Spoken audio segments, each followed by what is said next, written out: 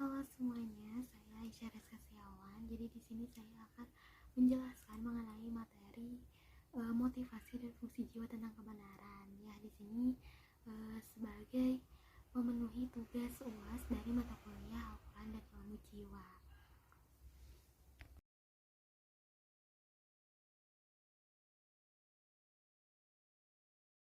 Oke, yang pertama yang akan kita bahas ini adalah mengenai motivasi. Nah, motivasi itu adalah dorongan yang menimbulkan terjadinya suatu tindakan atau perilaku pada seseorang. Nah, dorongan-dorongan ini biasanya terjadi atau timbul dari tujuan dan kebutuhan gitu. Jadi karena adanya satu kebutuhan atau tujuan, maka timbullah suatu perilaku gitu pada seseorang. Kalau misalkan dilihat dari kemunculannya, motivasi ini ada dua. Ada motivasi intrinsik dan ada motivasi ekstrinsik. Kalau motivasi intrinsik, jelasnya intrinsik berarti berasal dari dalam diri individu tersebut, dan motivasi intrinsik ini dia bersifatnya batin. Sedangkan kalau motivasi ekstrinsik berarti ini tuh datang dari luar dari individu tersebut, dan motivasi ekstrinsik ini dia sifatnya lebih ke psikis dan materi. Contohnya, untuk motivasi intrinsik ini contohnya seperti adanya dorongan atau keinginan, misalnya dia ingin merasa dihormati, atau mungkin dia ingin dipuji, atau ingin merasakan kenikmatan dan lain-lain gitu. Sedangkan kalau kayak yang ekstrinsik gitu, contohnya misalnya dia ingin mendapatkan imbalan atau hadiah yang sifatnya itu materi, kayak misalkan ingin mendapatkan uang atau benda atau dan lain-lain gitu ya. Kayak contohnya dari motivasi ini, misalnya seseorang itu ingin dipuji gitu ya, misalkan cewek nih ingin dipuji karena cantik, maka dia akan belajar menggunakan makeup, atau dia akan berdandan ya, sehingga dia bisa mendapatkan pujian dari orang gitu. Atau misalkan seseorang yang ingin mendapatkan nilai yang bagus gitu ya, maka dia akan berusaha belajar dengan giat atau mengerjakan tugasnya dengan sungguh-sungguh gitu, sehingga dia bisa mendapatkan nilai yang dia mau gitu kan. Berarti adanya dorongan tadi atau adanya keinginan dan terjadilah perilaku kan. Nah, perilaku yang timbul tadi itu adalah sebagai alat pemuas dari keinginan atau kebutuhannya gitu. Berarti kan kalau tadi gitu, keinginan atau kebutuhannya itu adalah mendapatkan nilai yang bagus gitu. Nah, cara memuaskannya dengan perilaku, dia akan belajar dengan giat gitu ya. Berarti si perilaku ini adalah alat pemuas dari dorongan atau kebutuhannya gitu. Kemudian juga motivasi ini kan berarti terlihat ya bahwa motivasi ini tuh sangat berguna dan bermanfaat itu bagi manusia untuk bisa mengarahkan, menjaga dan mengatur tingkah lakunya gitu. Motivasi juga berarti merupakan dorongan yang sangat menentukan tingkah laku manusia itu seperti apa gitu ya. Dan juga dengan motivasi ini apa ya, bisa menjadi kunci gitu untuk menafsirkan tingkah laku dari seseorang. Kalau di dalam konsep Islam ini tuh disebut dengan niyah dan ibadah gitu, yang berarti kalau niyah itu berarti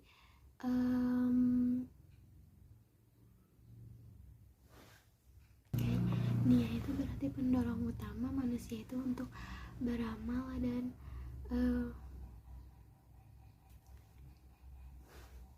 nah, yang berarti kalau niyah itu berarti dorongan yang membuat manusia itu untuk berbuat dan beramal. Sedangkan kalau ibadah itu adalah tujuan yang membuat manusia itu berbuat dan beramal. Jadi bedanya kalau niyah ini berarti dorongan, kalau ibadah itu berarti tujuan gitu. Dan juga dijelaskan juga ya kalau di dalam Al-Quran itu bahwa innamal a'malu binniyah, yang berarti sesungguhnya perbuatan itu ditentukan oleh niatnya gitu. Jadi segala sesuatu itu memiliki niat atau dorongan. Berarti setiap orang itu memiliki niat gitu saat mereka itu bertindak atau berperilaku ya. Kemudian juga kalau di dalam pembahasan kali ini, di sini kita lebih akan membicarakan motivasinya ini yang didasarkan pada kebutuhan gitu kan. Kalau tadi kan udah dijelasin ya di awal dan kebutuhan gitu. Nah, di sini yang akan kita bahas ini lebih ke kebutuhan gitu, berasal dari kebutuhan gitu ya. Jadi di sini kita akan membahas kenapa atau motivasi orang itu melakukan sesuatu atau orang ini bertindak atau berperilaku itu ya karena didasari oleh kebutuhan. Kayak misalnya contohnya di saat kita lapar gitu ya, kita akan bertindak atau berperilaku itu kita akan berjalan ke dapur untuk mencari makanan lalu kita makan gitu. Jadi kenapa kita berjalan ke dapur ya karena tadi kita didasari dengan perasaan lapar gitu, adanya rasa kebutuhan kita untuk makan gitu. Jadi tindakan kita itu emang didasari oleh karena adanya kebutuhan tadi gitu, kebutuhan kita untuk makan. Kalau dari contoh yang tadi ya, ataupun contoh yang lainnya kayak misalkan orang yang bekerja, dia kan pasti akan pergi ke kantor gitu ya, dan berarti di sini kita tahu gitu kenapa dia pergi ke kantor ya karena untuk bekerja, untuk memenuhi kebutuhannya itu dia membutuhkan uang gitu. Jadi dia bertindak, dia bekerja ya karena didasari atas kebutuhannya tadi gitu, dia bahwa dia itu membutuhkan uang. Jadi sudah paham gitu ya karena apa hubungan antara motivasi dengan kebutuhan seperti itu ya. Nah, kalau di sini di dalam konsep Islam ini ya berarti kebutuhan ini kita kaitkan dengan 6 dimensi, yaitu ada al-fitrah, al-ruh, al-qalb, al-aql, al-nafs, al-jism. Yes, ada 6 ya tadi. Nah, di dalam dimensi-dimensi kalau di dalam konsep al-Islam ini gitu ya berarti kebutuhan-kebutuhan ini dikaitkan dengan 6 dimensi yang ada pada diri manusia ya, yaitu ada al-fitrah, al-ruh, al-qalb, al-aql, al-nafs, dan al-jism gitu. Nah, jadi di dalam dimensi-dimensi ini, di dalam 6 dimensi tadi gitu ya, bahwa terdapat kebutuhannya masing-masing. Nah, apa aja itu? Nah, yang pertama itu ada al-jism. Nah, kalau dimensi al-jism ini dia jenis motivasi yang jismiyah gitu, berarti berhubungan dengan kebutuhan-kebutuhan biologis seperti makan, minum, bernafas. Kemudian yang kedua itu ada al-nafs. Kalau al-nafs ini masuk ke dalam jenis motivasi nafsiyah. Hubungannya itu dengan pemenuhan kebutuhan rasa aman dan juga seksual. Kemudian yang ketiga itu ada al-aql ya, ini tuh masuknya ke dalam motivasi nafsiyah. Hubungannya itu dengan pemenuhan kebutuhan seperti pengakuan dan juga rasa dihargai. Kemudian untuk dimensi al-qalb ini tuh masuknya ke dalam motivasi nafsiyah. Nah, jadi kalau ini hubungannya itu dengan pemenuhan rasa cinta dan juga rasa kasih sayang kalau di al-qalb gitu. Kemudian di dimensi al-ruh ini masuknya ke dalam motivasi rohaniyah gitu ya. Hubungannya itu dengan pemenuhan aktualisasi diri gitu, kayak yaitu manusia itu akan memaksimalkan potensi dirinya dan menjadi apa yang memang mereka mampu untuk menjadi seseorang itu. Dalam buku yang saya baca gitu ya, dijelaskan bahwa aktualisasi diri ini tuh berkaitan dengan perwujudan diri atau perwujudan diri seseorang itu sebagai khalifah gitu. Karena kan katanya emang manusia itu kan ditakdirkannya menjadi khalifah gitu. Oke. Nah, yang selanjutnya itu ada dimensi al-fitrah. Kalau dimensi al-fitrah ini masuknya ke dalam motivasi rohaniyah juga gitu. Namun kalau ini hubungannya itu berkaitan dengan kebutuhan beragama gitu, kayak beribadah. Nah, kemudian arti beribadah di sini tuh bukan hanya tentang sholat, puasa, zakat, dan lain-lain gitu ya. Namun arti sebenarnya dari ibadah ini adalah untuk mengembangkan sifat-sifat Allah yang ada di dalam Asmaul Husna gitu. Contohnya kayak Allah itu memerintahkan kita untuk sholat itu untuk mengembangkan potensi al-quds atau suci gitu ya. Allah itu memerintahkan kita untuk mencari ilmu, untuk mengembangkan potensi al-alim gitu atau mengetahui. Kemudian Allah juga memerintahkan kita untuk bersilaturahmi ya, itu tuh untuk mengembangkan potensi ar-rahim gitu atau penyayang gitu. Jadi di dalam konsep psikologi Islam ini susunan kebutuhan itu digambarkan dalam segitiga terbalik gitu ya. Jadi yang diartikan itu bahwa kebutuhan yang paling tinggi dan kuat itu ada dalam dimensi al-fitrah. Ini berarti sangat bertolak belakang ya dengan apa yang dijelaskan di dalam teori kebutuhan oleh Abraham Maslow gitu. Kalau di Abraham Maslow kan teori kebutuhannya itu berpendapat bahwa kita itu tidak bisa naik ke kebutuhan di atasnya atau di kebutuhan berikutnya kalau kita belum memenuhi kebutuhan yang di bawahnya. Itu berbeda dengan yang ada di dalam konsep psikologi Islam tadi gitu. Jadi memang banyak para ulama yang sebenarnya menentang teori dari Maslow ini karena memang tidak sesuai gitu dengan apa yang ada di dalam Al-Quran dan Al-Hadis seperti itu. Nah, jadi kesimpulannya itu jika seorang ini dapat mengendalikan diri atas al-fitrah dan memunculkan silar dari ruhnya, maka mereka ini akan terus mengembangkan perilaku mereka gitu sehingga sesuai dengan sifat-sifat Allah dan Asmaul Husna. Karena jika motivasi mereka ini sudah didasarkan atas al-fitrah, maka mereka tidak akan lagi gitu memedulikan kebutuhan-kebutuhan duniawi semata. Mereka akan hidup sesuai dengan eksistensi mereka, yaitu sebagai khalifah, serta akan terus beribadah kepada Allah tanpa memedulikan kepentingan diri sendiri.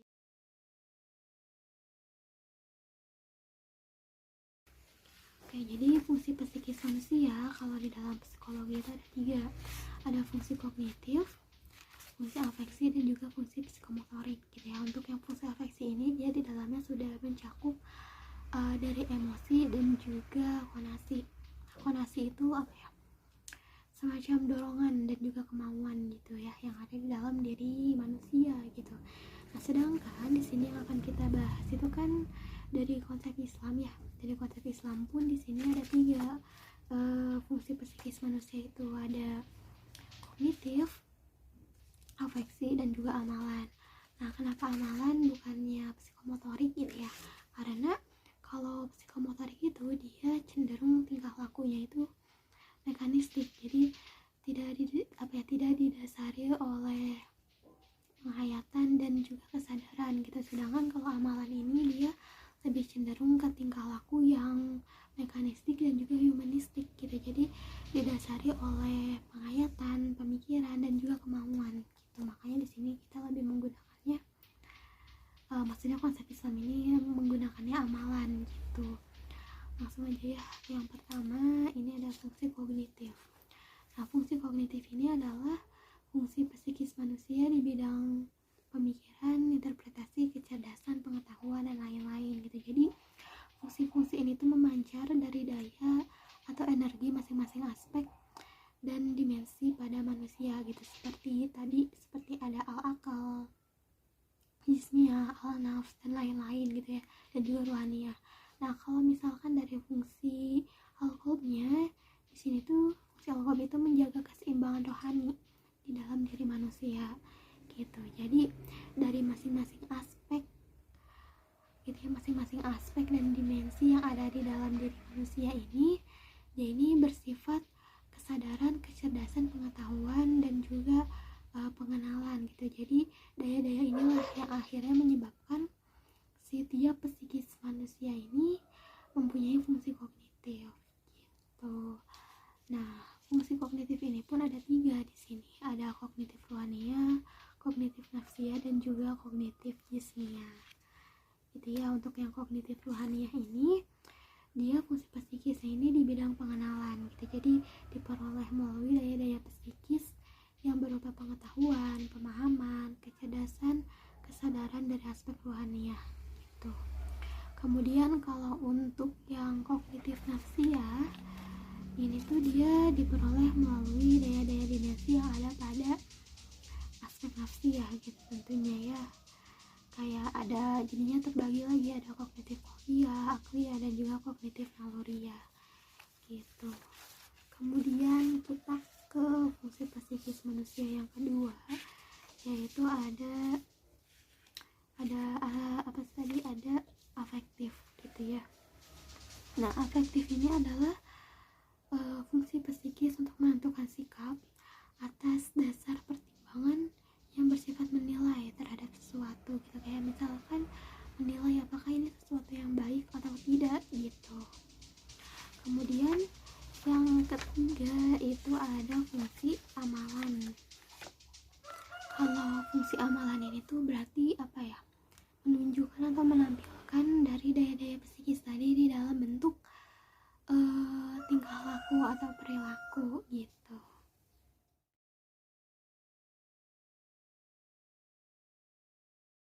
Oke, selanjutnya ini adalah pandangan Jung tentang manusia gitu ya.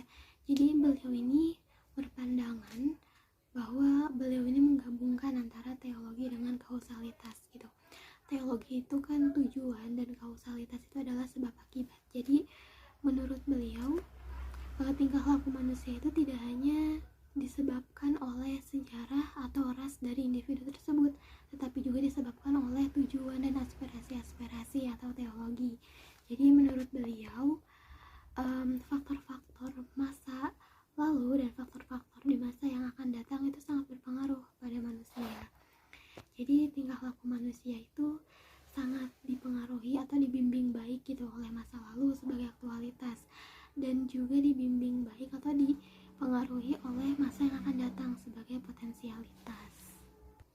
Ya, nah di sini tuh Jung tidak berbicara tentang kepribadian, tetapi berbicara mengenai psyche gitu ya. Psyche itu adalah totalitas segala peristiwa psikis, baik yang disadari maupun yang tidak disadari gitu. Jadi jiwa manusia ini menurut Jung ini terbagi ke dalam dua alam. Ya, yang pertama itu ada alam kesadaran. Nah, alam kesadaran ini fungsinya sebagai penyesuaian terhadap dunia luar, dan alam tak sadar yang satunya lagi itu merupakan penyesuaian terhadap dunia dalam. Jadi kebalikannya gitu ya. Nah, struktur ketidaksadaran ini ini mempunyai dua lingkaran, yaitu ada ketidaksadaran pribadi dan ada ketidaksadaran kolektif. Nah, kalau ketidaksadaran pribadi ini dia ini berisikan hal-hal yang diperoleh individu selama hidupnya gitu. Sedangkan kalau ketidaksadaran yang kolektif, dia ini mengandung isi-isi yang diperoleh selama pertumbuhan jiwa manusia secara keseluruhannya gitu ya, yaitu pertumbuhan melalui generasi yang terdahulu atau yang diwariskan dari evolusi manusia sebelumnya. Nah, selanjutnya itu ada struktur kesadaran. Kalau struktur kesadaran ini dia mempunyai dua komponen pokok, yaitu ada fungsi jiwa dan sikap jiwa. Nah, kalau fungsi jiwa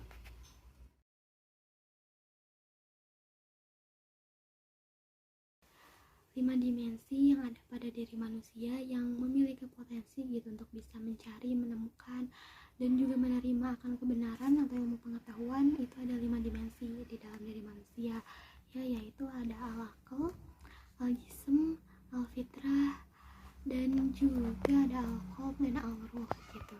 Namun dari kelima dimensi tadi yang bisa berkembang mencapai puncaknya itu hanya ada dua, yaitu al-jism dan juga al-aql gitu ya. Al-jism itu berarti sensori atau indrawi, dan al-aql itu adalah akal atau pikiran atau rasional gitu. Jadi kalau misalkan dari segala sesuatu yang tidak bersumber dari indrawi atau sensori ataupun dari akal dan rasional, ini tuh diyakini sebagai sesuatu yang tidak ada atau sesuatu yang dianggapnya itu tidak logis, tidak benar ataupun tidak rasional gitu, atau tidak masuk akal gitu. Jadi sikap yang penuh percaya terhadap segala sesuatu yang berasal dari sensori atau indrawi dan akal ini akan melahirkan ilmu perkembangan sains dan teknologi. Itu dalam hubungannya dengan potensi-potensi jiwa dan juga raga manusia dapat dipahami gitu ya, bahwa bagaimana cara manusia memperoleh ilmu pengetahuan itu secara umum bisa didapatkan melalui 5 cara, yaitu ada yang pertama melalui cara potensi al-jism atau melalui alat indera gitu ya, sensori. Jadi potensi ini tuh berupa kemampuan untuk melihat, mendengar, mencium, dan merasa. Jadi manusia pun menggunakan alat indera ini untuk memperoleh ilmu pengetahuan gitu. Seperti yang dikutip gitu di dalam buku filsafat, ini tuh menjelaskan ya bahwa apa yang kita lihat, dengar, sentuh, cium, dan cicipi, yakni pengalaman kita yang konkret membentuk bidang pengetahuan. Jadi seperti itulah pendirian pengikut aliran empirisme.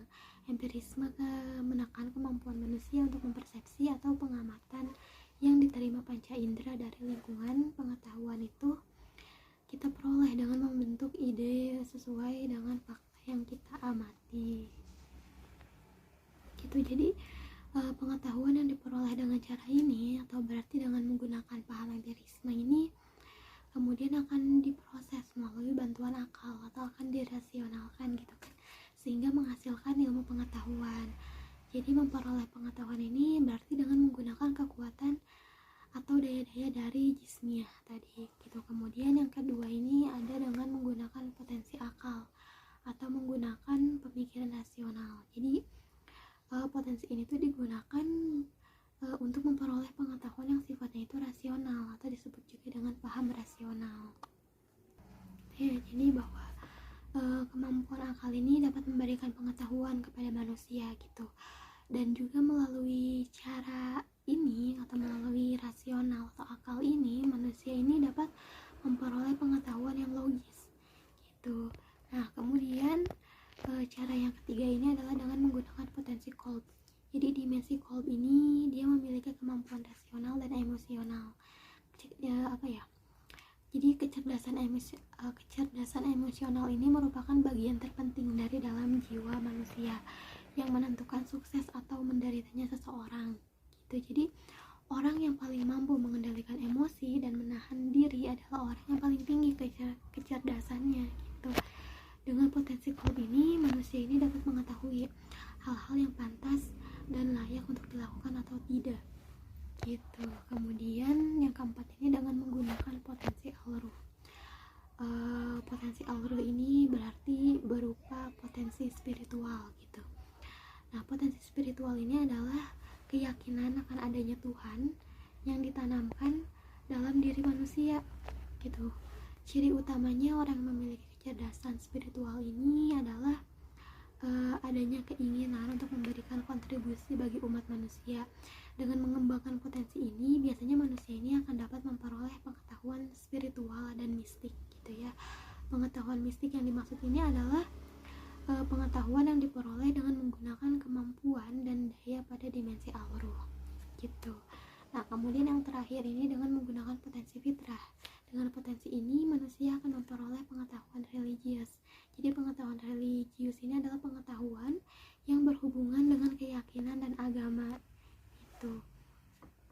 Kalau menurut M. Quraish gitu ya, M. Quraish Shihab, menurutnya ada fitrah insting keberagamaan di dalam setiap insan.